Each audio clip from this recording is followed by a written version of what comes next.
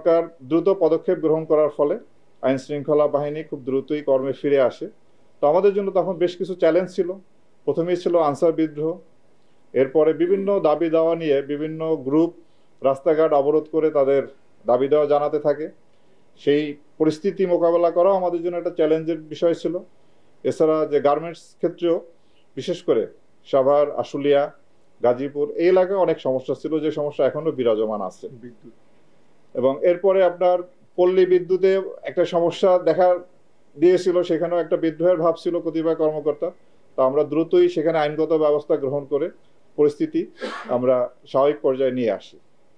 তো আইন শৃঙ্খলা পরিস্থিতি আপনার মোটামুটি সেই গত 4 মাসে আমরা পরিস্থিতি ভালো রাখার জন্য চেষ্টা করে আসছি। কিছুটা উন্নতি হয়েছে, তবে আমি মনে করি এখনো প্রত্যাশিত লেভেলে যায়নি। জনগণ যেটা আশা করেন, যে পর্যায়ে আইন শৃঙ্খলা তারা চান, সেই পর্যায়ে আমরা এখনো পৌঁছতে পারি নাই। তবে আমরা আপ্রাণ চেষ্টা করে যাচ্ছি যাতে আইন শৃঙ্খলা পরিস্থিতি স্বাভাবিক অবস্থায় রাখা যায়।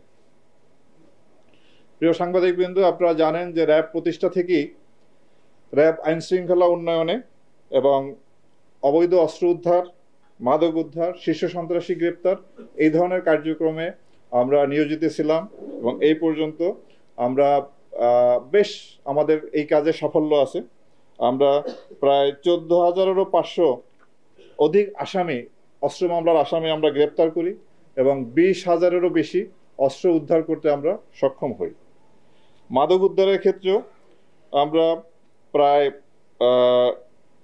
6,292 কোটি 5 লক্ষ টাকার মাদক এই পর্যন্ত আমরা উদ্ধার করি র্যাব সৃষ্টির পর থেকে, এবং প্রায় 1.5 লক্ষ মাদক অপরাধীকে আমরা গ্রেপ্তার করতে সক্ষম হই। এছাড়াও শীর্ষ সন্ত্রাসী গ্রেপ্তার, চরমপন্থীদের বিরুদ্ধেও আমাদের অনেক সাফল্য আছে। আমরা এই পর্যন্ত প্রায় 340 জনের উপরে চরমপন্থীকে বিপুল অস্ত্রসহ আমরা গ্রেপ্তার করতে সক্ষম হই।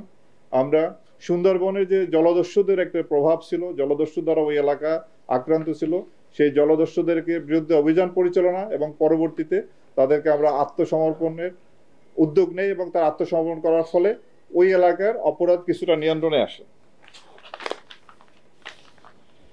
আমরা মোবাইল কোর্ট পরিচালনা করে আসছি। সামাজিক নিরাপত্তা নিশ্চিত করার জন্য আমরা বিভিন্ন সময় এই কাজগুলো আমরা এখনো চলমান আছে। আমাদের বিভিন্ন ধরনের আইন শৃঙ্খলা উন্নয়নের পাশাপাশি এবং আইন শৃঙ্খলাটা যাতে সাস্টেনেবল থাকে সেই জন্য সেই কাজগুলো আমাদের নিয়মিতভাবে আমরা করে আসছি। এবং এই পর্যন্ত আপনারা জানেন যে র্যাব সৃষ্টির পর থেকে এই পর্যন্ত 35 জন র্যাব সদস্য তাদের দায়িত্ব পালনের ক্ষেত্রে গিয়ে নিহত হয়। আমরা র্যাবের যে সদস্যদের আভ্যন্তরীণ শৃঙ্খলার ব্যাপারে আমরা একটি কঠোর অবস্থানে আছি। আমরা র্যাবের যে সমস্ত সদস্য তারা আইন হাতে তুলে নেওয়া কিংবা তারা যদি অপরাধ কর্মে জড়িত হয়, আমরা তাৎক্ষণিকভাবে তাদের বিরুদ্ধে আমরা কঠোর ব্যবস্থা নেই। এই পর্যন্ত প্রায় র্যাবের 58 জন কর্মকর্তা এবং 4,235 জন সদস্যকে শৃঙ্খলা ভঙ্গের জন্য অভিযুক্ত করে তাদের বিরুদ্ধে শাস্তিমূলক ব্যবস্থা নেওয়া হয়। এবং আপনারাও জানেন যে গত 5ই আগস্ট পরবর্তী অন্তর্বর্তীকালীন সরকার দায়িত্ব নেওয়ার পরে আমরা আমাদের র্যাব বাহিনীর কিছু সদস্য যারা অপরাধমূলক কার্যক্রমের সঙ্গে জড়িত হয় তাদের বিরুদ্ধে আমরা কঠোর ব্যবস্থা নেই।